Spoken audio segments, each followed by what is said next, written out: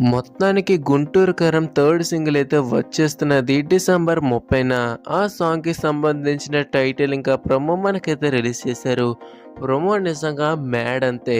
First బీట్‌కి చాలా బావుందన్న vibe వచ్చినప్పుడు కుర్చీ మడత పెట్టి లిరిక్ వచ్చినప్పుడు మాత్రం ఒక రేంజ్‌లో అయితే ఉంది. మొత్తం మీద ఈ సాంగ్ మనకి మొబైల్‌లో చూస్తేనే చాలా బావుందనిపిస్తుంది. ఇంకా థియేటర్‌లో అది కూడా ఫస్ట్ డే ఫస్ట్ షో ఫ్యాన్స్‌తో కలిపి చూస్తున్నప్పుడు వచ్చే ఆనందం ఏదైతే ఉందో అది రెట్టింపు అని చెప్పుకోవచ్చు. ఈ సాంగ్‌కి థియేటర్ అయితే దద్దరిల్లుతుంది.